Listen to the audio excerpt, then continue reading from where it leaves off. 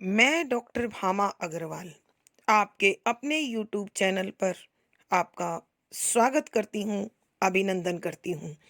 आइए प्यारे बच्चों, आज हम छायावाद के 4 प्रमुख कवियों में अपना महत्वपूर्ण स्थान रखने वाले जयशंकर प्रसाद द्वारा रचित कामायनी का अध्ययन करते हैं। हमारे पाठ्यक्रम में आनंद सर्ग शामिल है। कामायनी जयशंकर प्रसाद की एक सर्वश्रेष्ठ कृति होने के साथ साथ यह आधुनिक हिंदी साहित्य का भी सर्वश्रेष्ठ काव्य ग्रंथ माना जाता है। कामायनी में 15 सर्ग हैं और आनंद उसका अंतिम सर्ग है। यहाँ कवि ने मानव के जीवन में अनेक प्रकार के पड़ाव आते हैं, अनेक प्रकार के कर्म होते हैं, अनेक प्रकार का जीवन के प्रति दृष्टिकोण होता है, लेकिन अंत में प्रत्येक व्यक्ति प्रभु की शरण में जाकर आनंद की तलाश करता है। यहाँ कवि ने उसी आनंद का जिक्र किया है। उपनिषदों में भी आनंद से ही सृष्टि का निर्माण माना जाता है। आनंद में ही सृष्टि चलती है और अंत में आनंद में ही विलीन हो जाती है। कवि ने यहाँ उसी आनंद का जिक्र या वर्णन इस आनंद सर्ग में किया है। कामायनी के रचयिता और कामायनी में शैव दर्शन का विशेष स्थान है। शैव दर्शन भगवान शंकर से जुड़ा हुआ जो दर्शन अर्थात जीवन के तत्वों को देखने का एक विशेष नज़रिया दर्शन कहलाता है। हम आनंद सर्ग में जिस कथा का अध्ययन करेंगे वो इस प्रकार है। कामायनी के 3 प्रमुख पात्र हैं, मनु, श्रद्धा और ईड़ा। ईड़ा जो कि इस सर्ग में आरंभ से अंत तक चलती हुई दिखाई देती है। ईड़ा ने श्रद्धा और मनु के पुत्र मानव को साथ लेकर सारस्वत प्रदेश को पुनः बसाया है, व्यवस्थित किया है और उस व्यवस्था के बाद उस प्रदेश के निवासी वैभव, धन धान्य आदि से परिपूर्ण होकर सुखमय जीवन व्यतीत करते हैं और इस प्रदेश में मानवीय विकारों का प्रभाव नहीं है। सभी लोग एक परिवार के सदस्यों की भांति मिलजुल कर प्रेम से रहते हैं। एक दिन ईड़ा उनके पुत्र मानव को लेकर और सारस्वत नगर के निवासियों का एक दल बनाकर श्रद्धा और मनु के दर्शन के लिए कैलाश पर्वत की ओर जाती हैं।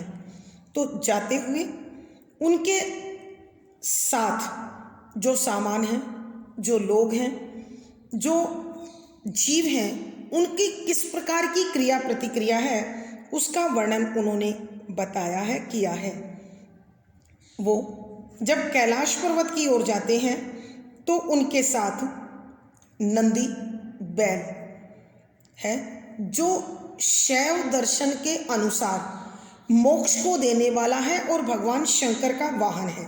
इसलिए इस दल का जो नेतृत्व कर रहा है धर्म के प्रतिनिधि के रूप में वह बैल है और उस पर सोमलता की बेल लदी हुई है।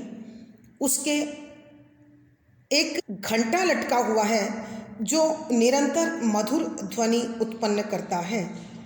यहाँ इस समूह का जो नेतृत्व कर रहा है वो मनु यानी मनु और श्रद्धा का पुत्र मानव है। उसके एक हाथ में बैल की रस्सी है और दूसरे हाथ में उसने त्रिशूल ले रखा है और पर्वतों की चढ़ाई कर रहा है। ईड़ा ने गैरवे रंग के साध्वी वस्त्र पहने हुए हैं और वह भी मानव के साथ साथ चल रही है। और उनके पीछे पीछे मधुर ध्वनि में मंगल गान करती हुई महिलाएं चल रही हैं। उनके दल में अनेक बच्चे, असंख्य युवक, महिलाएं हैं जो बड़ी प्रसन्नतापूर्वक, हंसी खुशी के साथ इस यात्रा को कर रहे हैं। उनके साथ चंवर हैं, यानी जिसे हम याक कहते हैं या चांवरी गाय कहते हैं, वो है।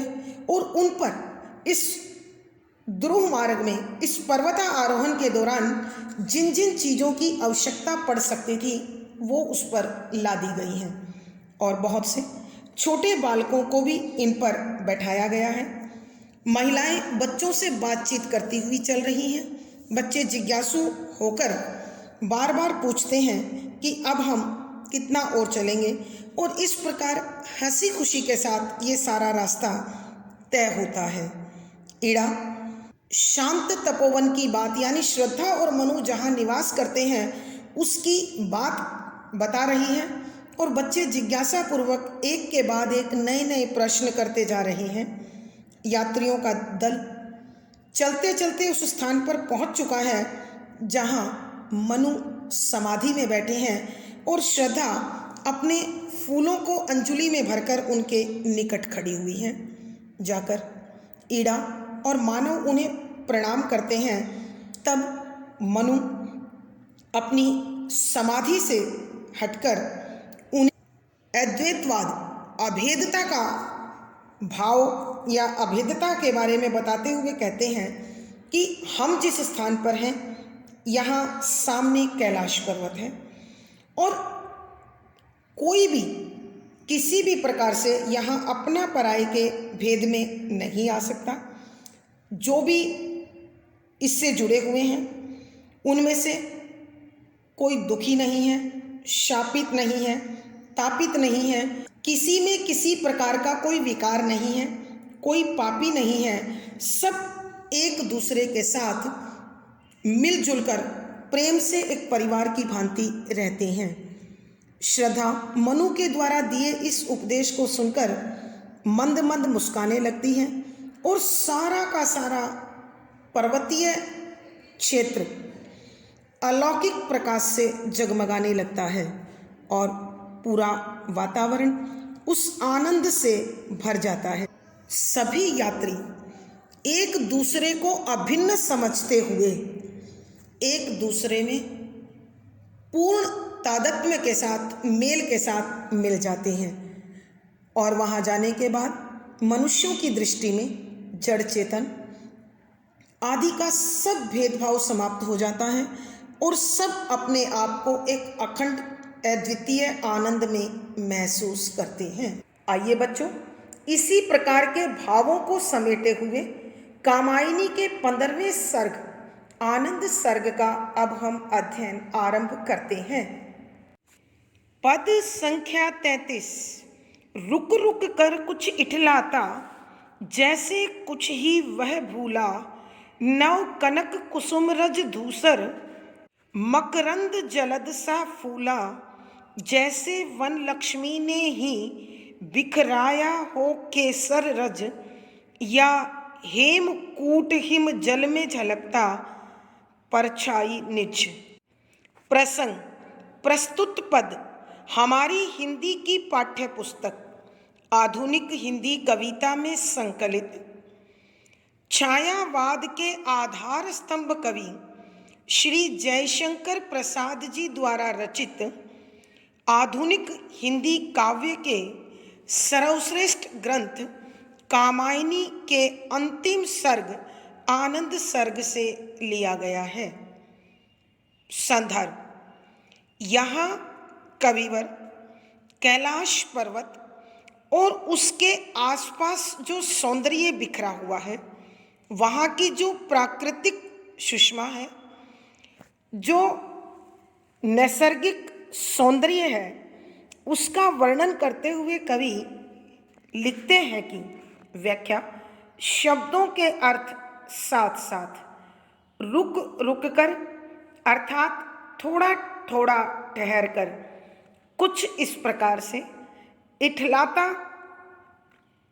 अपने पर गर्व करना, खुद पर अभिमान करना, जैसे जिस प्रकार से कुछ ही अपना कुछ वह अर्थात पवन, हवा भूला भूल रही हो। यहाँ इस पंक्ति में कवि कैलाश पर्वत के आसपास या उसके निकट वातावरण में जो पवन बह रही है सुगंध से भरकर और धीमी गति से, कभी थोड़ा तेज और कभी थोड़ी धीमी, उस पवन के सौंदर्य का वर्णन करते हुए कवि लिखते हैं कि रुक रुक कर कुछ इठलाता जैसे कुछ ही वह भूला, कि कैलाश पर्वत के परिवेश में, उसके आसपास के क्षेत्र में हवा कुछ इस प्रकार अपने अंदर सुगंध समेटे हुए है, सुगंधित हवा है, और वह कुछ रुक रुक कर धीमी गति से, मंद गति से इस प्रकार इठलाती हुई, मचलती हुई बह रही है, प्रवाहित हो रही है, मानो वह अपने पीछे कुछ छोड़ आई हो और ठिठक ठिठक कर, ठहर ठहर कर उसे देख रही हो। नव नया, कनक, कनक के दो अर्थ सोना भी होता है और यहाँ कनक का एक अर्थ कैलाश पर्वत भी है।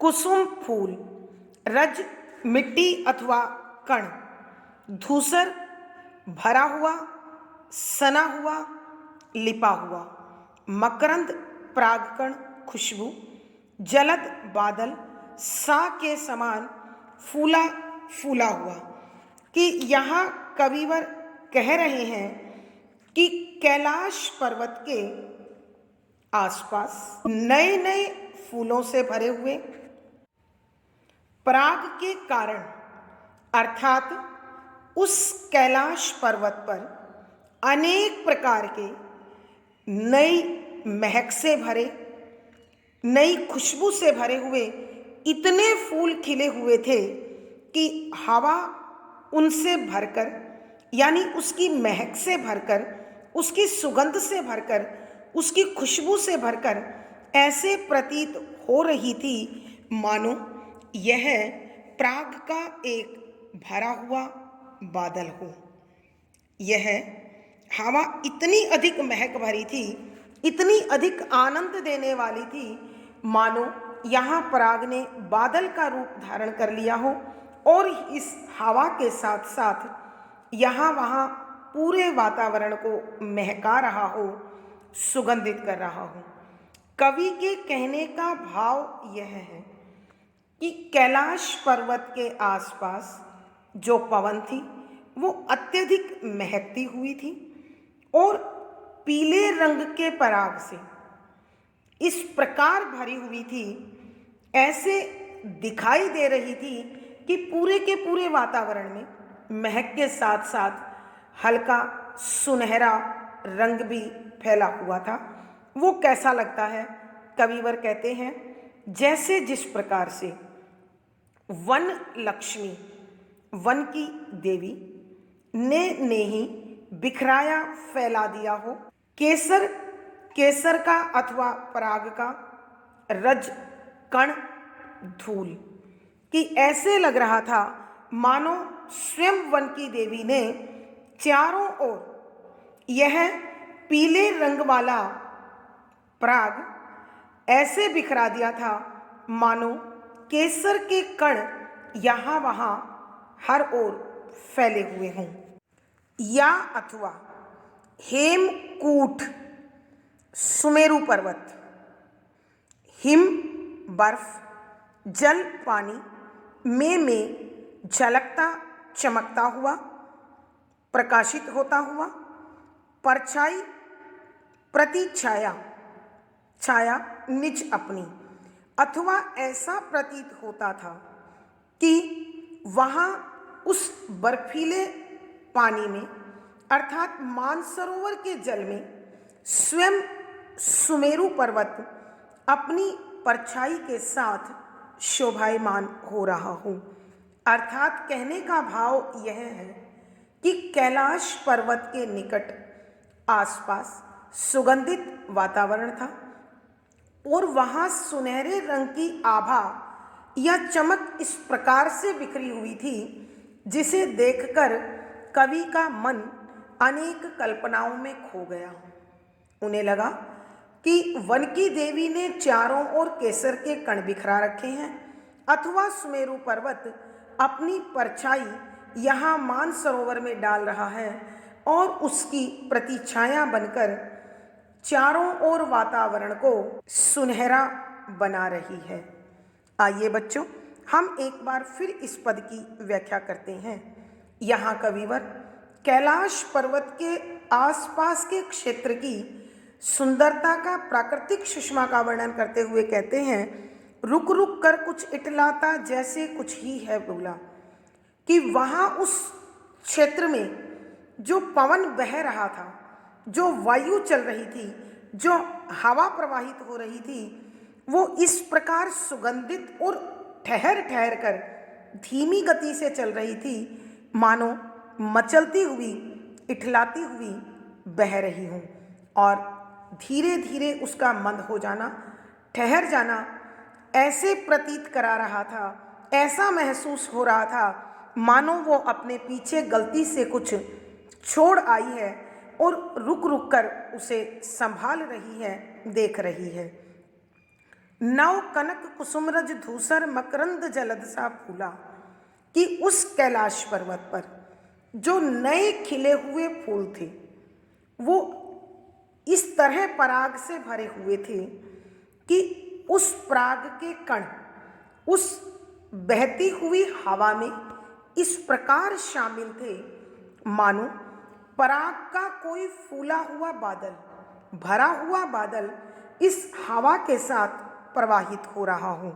अर्थात जहाँ जहाँ वो पवन बहती हुई, गति करती हुई महसूस होती थी, वहाँ वहाँ एक अद्भुत खुशबू, एक अद्भुत महक, एक अद्भुत सुगंध फैल जाती थी।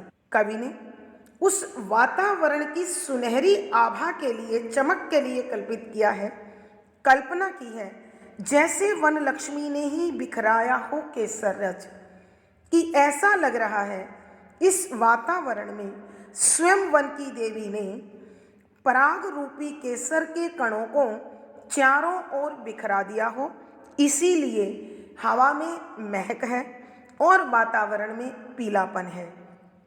या अथवा हेमकूट हिम जल में झलकता परछाई निज, अथवा मानसरोवर तालाब के इस बर्फीले जल में सुमेरु पर्वत अपनी परछाई के साथ, अपनी प्रतिछाया के साथ सुशोभित हो रहा हो और उसी जल से निकलने वाली प्रतिछाया पूरे वातावरण को सुनहरा बना रही हो, पीला बना रही हो और चारों ओर का वातावरण दर्पण की भांति अत्यंत स्वच्छ, चमकीला और आनंददायक बना हुआ हो।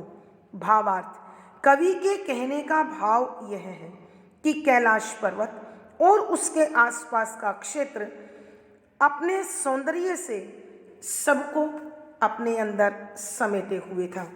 विशेष यहाँ कवि ने कैलाश पर्वत के सौंदर्य का वर्णन किया है।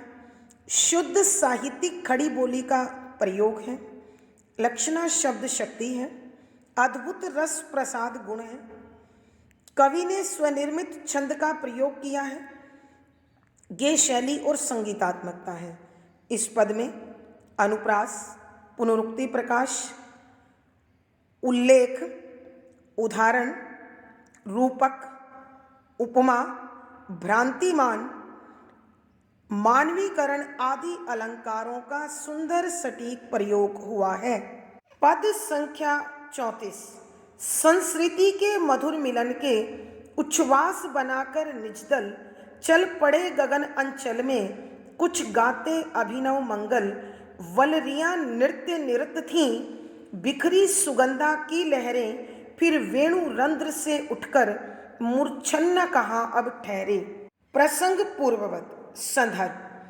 इस पद में भी कविवर कैलाश पर्वत और उसके परिवेश की प्राकृतिक सुषमा का, उस वन क्षेत्र के, उस वन प्रदेश के प्राकृतिक सौंदर्य का बड़ा अद्भुत, अनुपम, अलौकिक वर्णन करते हुए लिखते हैं कि व्याख्या, शब्दों के अर्थ साथ साथ संस्कृति अर्थात संसार, दुनिया, ब्रह्मांड के मधुर मिठास से भरे, मिलन मिलने पर उच्छ्वास, लंबी सांसें, आहें बना बनाकर निज अपना दल समूह।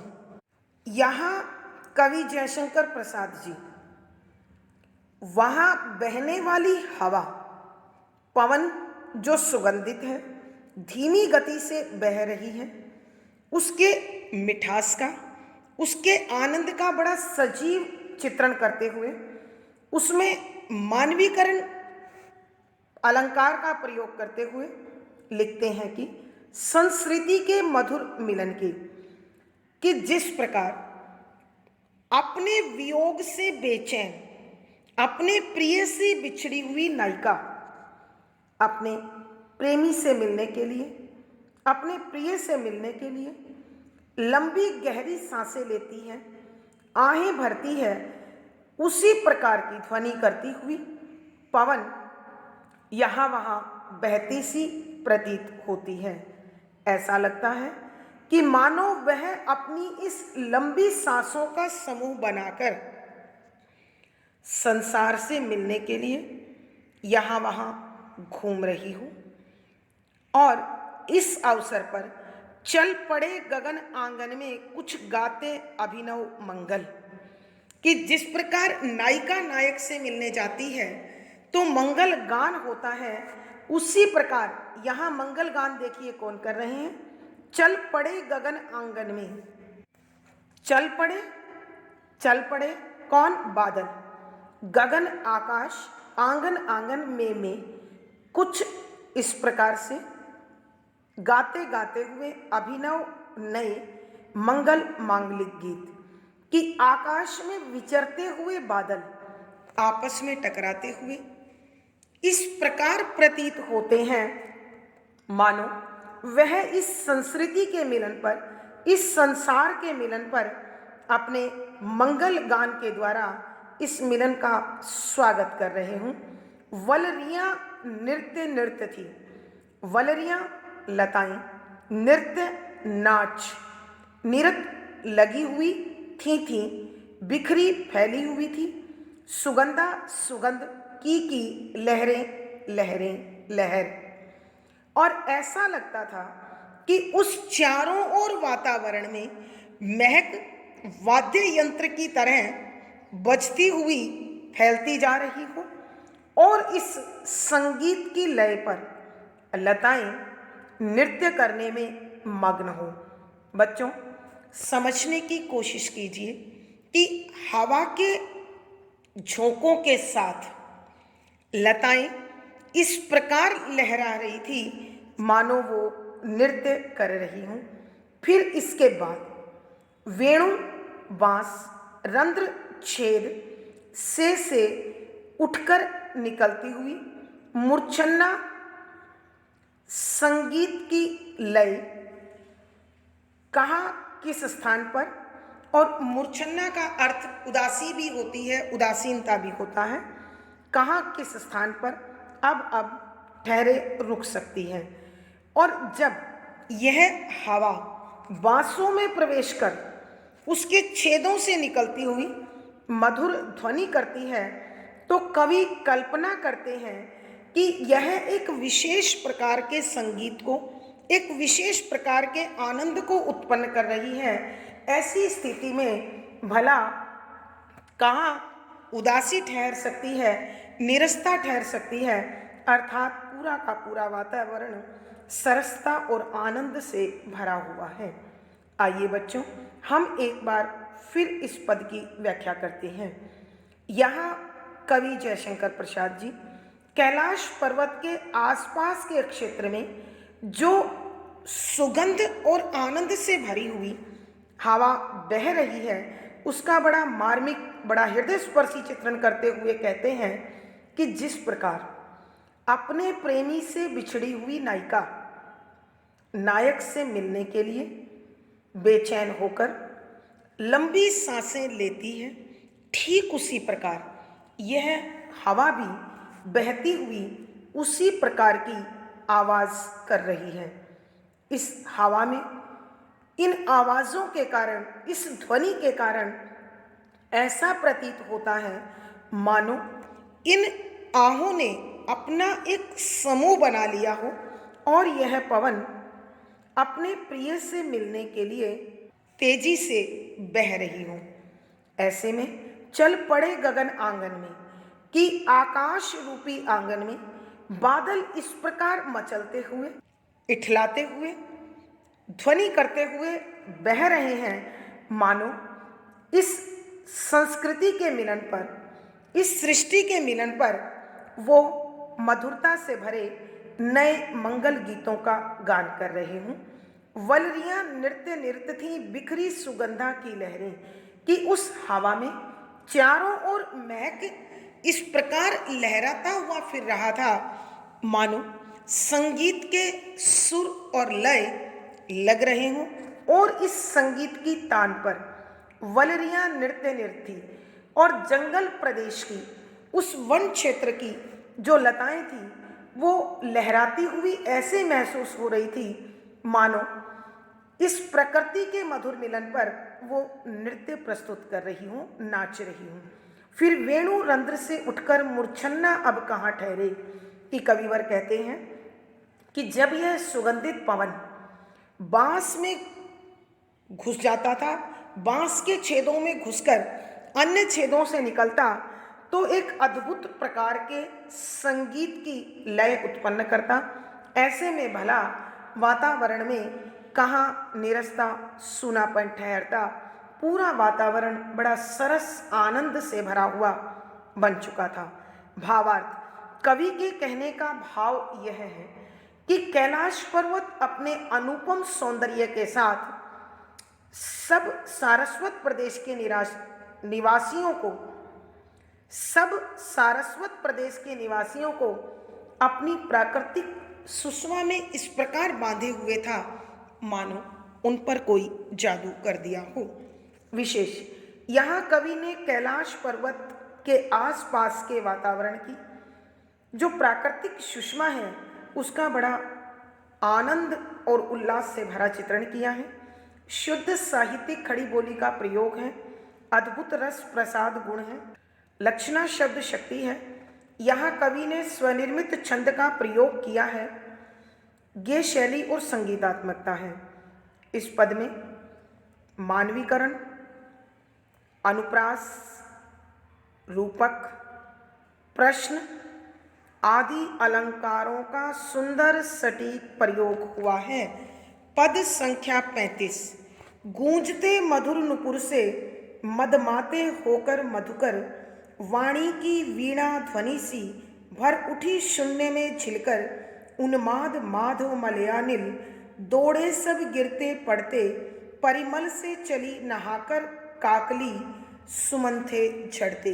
प्रसंग पूर्ववत संदर्भ, यहाँ कवि ने कैलाश पर्वत के निकट जो प्राकृतिक सौंदर्य है उसका बड़ा भावपूर्ण, बड़ा सजीव चित्रण करते हुए कविवर लिखते हैं कि व्याख्या, शब्दों के अर्थ साथ साथ गूंजते गुनगुना रहे थे, मधुर मिठास से भरे, नुपुर घुंघरू से के समान, मदमाते मस्ती से भरे हुए, आनंद से भरे हुए, होकर मधुकर भ्रमर अथवा भंवरे।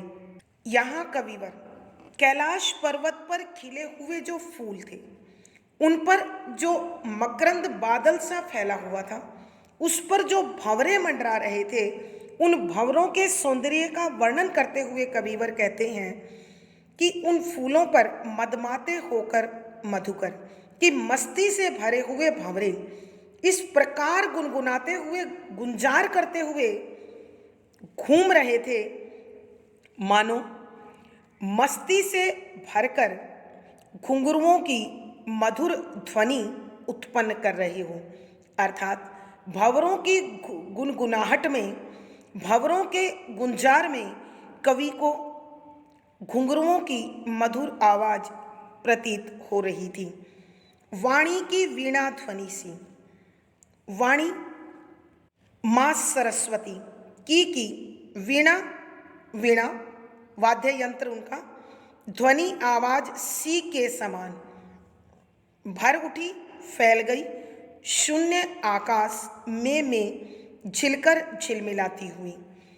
कि कविवर कह रहे हैं कि भंवरों की ये मधुर ध्वनि, ऐसा लग रहा था मानो स्वयं माँ सरस्वती ने अपनी वीणा की मधुर आवाज से इस सारे आकाश को महका दिया हो, मस्त बना दिया हो, आनंद से, खुशी से पागल कर दिया हो।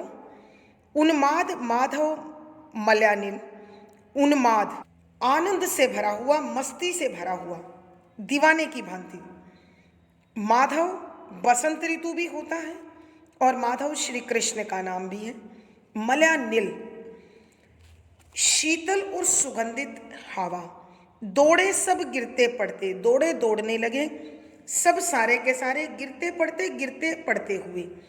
कविवर कहते हैं कि जब आनंद से भरी हुई, मस्ती से भरी हुई यह सुगंधित शीतल बासंती हवा मंद मंद बहने लगी, धीरे धीरे बहने लगी, तो ऐसा लग रहा था कि प्रकृति के वो अवयव गिरते पड़ते से उसके साथ बह रहे हूँ।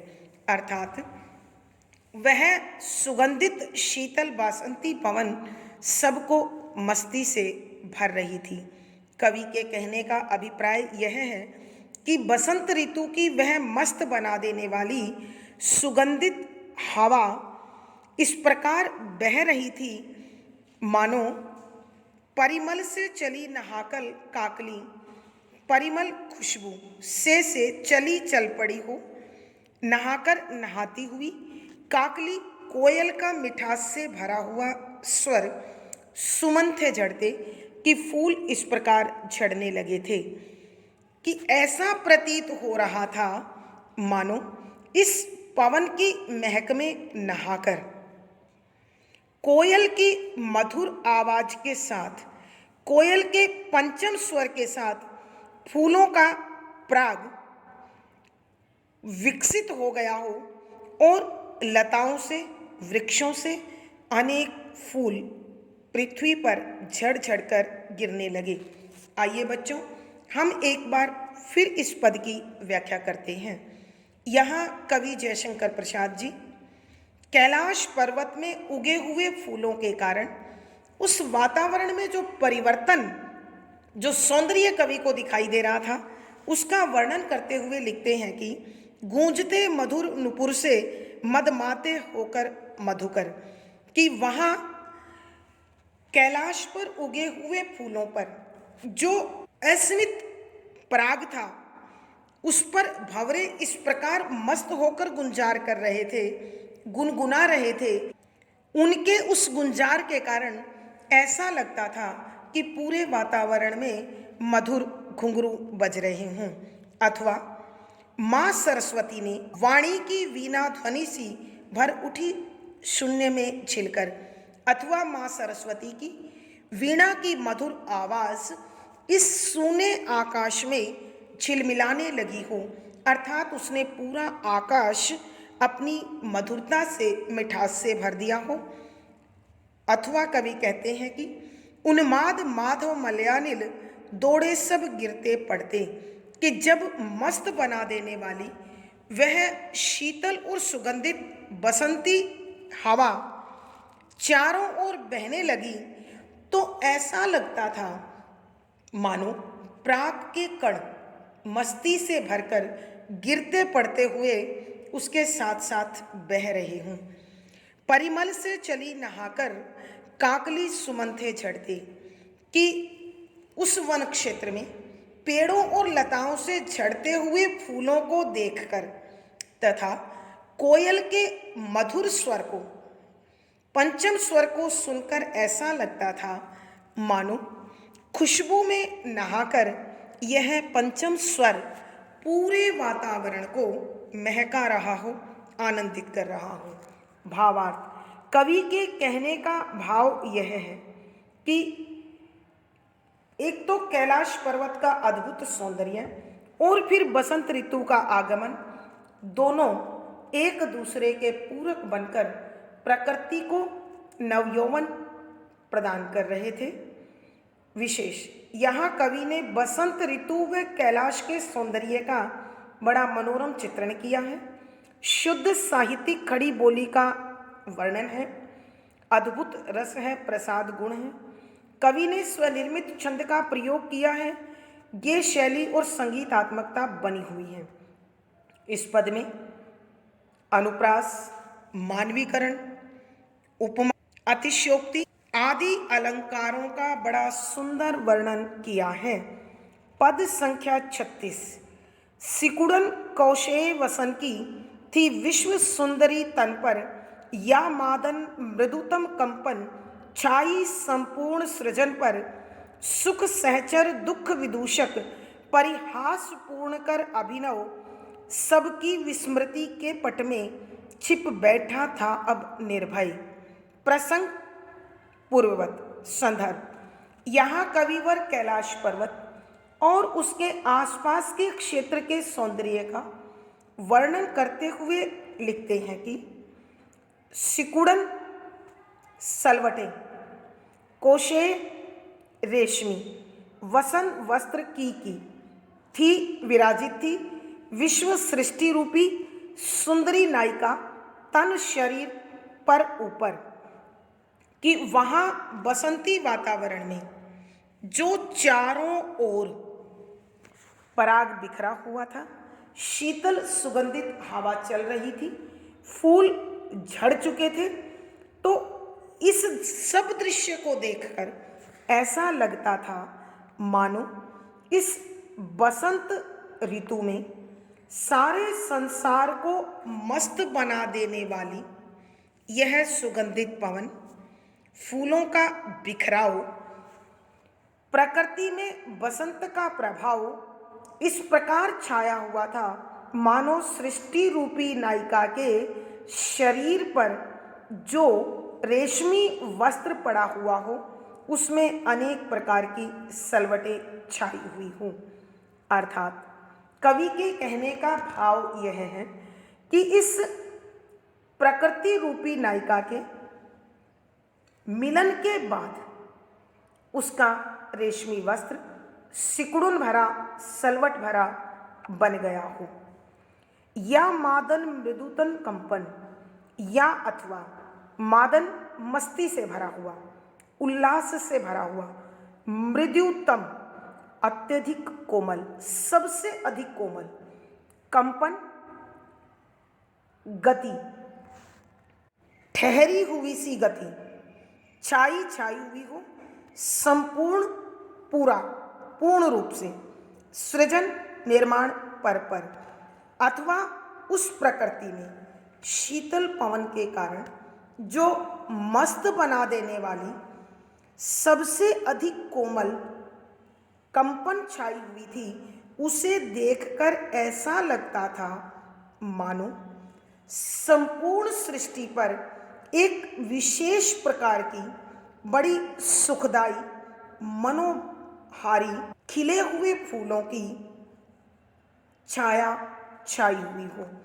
सुख सहचर दुख विदूषक, सुख आनंद, सहचर साथी, दुख दुख, विदूषक जोकर, मस्खरा हंसाने वाला, परिहास मजाक पूर्ण से भरा हुआ कर करके अभिनय नाटक, सबकी, सब जनों की या सारी सृष्टि की विस्मृति भूल के पट पर्दे में छिप छिप कर बैठ गया था अब इसके बाद निर्भय निडर होकर।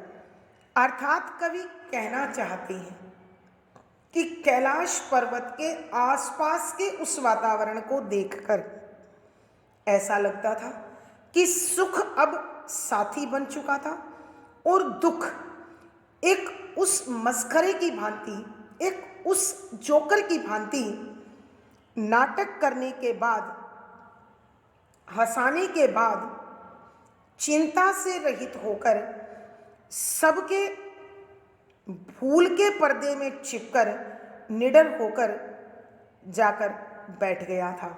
अर्थात कवि के कहने का भाव यह है कि जो सारस्वत नगर के निवासी कैलाश की उस यात्रा के लिए आए हुए थे, कैलाश के उस वातावरण को देखकर इस प्रकार आनंद से भर चुके थे, खुशी से भर चुके थे, उस जादू में बंध चुके थे कि अब उनके हृदय में किसी प्रकार की कोई चिंता, कोई दुख, कोई तनाव, कोई परेशानी नहीं थी। वो दिल के किसी कोने में जाकर छुपकर बैठ गई थी। आइए बच्चों, हम एक बार फिर इस पद की व्याख्या करते हैं।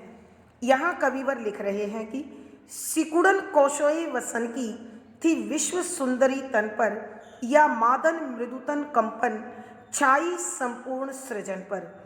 कि जो वहाँ बसंत ऋतु का प्रभाव था, पृथ्वी पर झड़े हुए फूल, वातावरण में फैली हुई शीतल सुगंधित हवा, लहराती हुई लताएं और बर्फ से चमकता हुआ वह पर्वत, उन सबको देखकर ऐसा लग रहा था मानो अपने नायक से मिलने के बाद नायिका अपने अस्त व्यस्त वस्त्रों के साथ उन्माद से भरी हुई अत्यंत आनंद में झूम रही हो। मानो कि नायिका के रेशमी वस्त्र में जो सलवटें हैं, उसे देखकर ऐसे लगता है कि सृष्टि रूपी सुंदरी अपने इस प्रियतम से मिल चुकी है और उसके शरीर पर अभी भी मस्त कर देने वाला आनंद का प्रभाव कांपती हुई सृष्टि के रूप में देखा जा सकता है। अथवा कवि कहना चाहते हैं छाई संपूर्ण सृजन पर, और इस संपूर्ण सृष्टि पर उस उन्माद का, उस मिलन का, उस प्रेम का प्रभाव दिखाई दे रहा। अब ऐसा लग रहा था सुख सहचर दुख विदूषक परिहास पूर्ण कर अभिनय कि इस कैलाश पर्वत के आसपास सुख उसका साथी बनकर, दुख मस्खरा बनकर अपनी हंसा देने वाले नाटक को करने के बाद चिंता रहित होकर सबकी विस्मृति के पट में, सबके भूल के पर्दे के पीछे छिप बैठा था अब निर्भय, कि निडर होकर अब उसमें छिपकर बैठ गया था।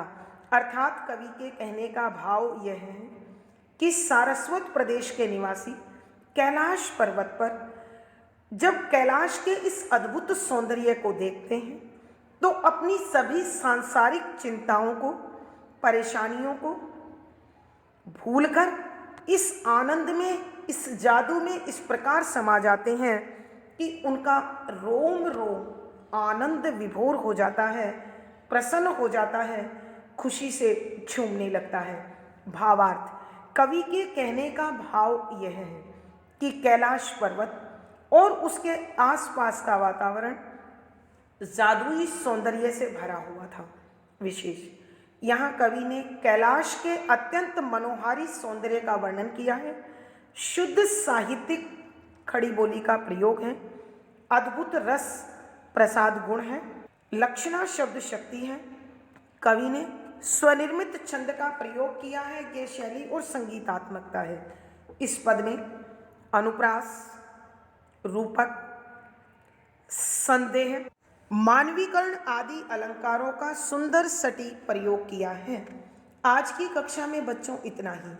अगली वीडियो में फिर मुलाकात होगी। पिछली वीडियो का लिंक आपको यहाँ पर मिल जाएगा।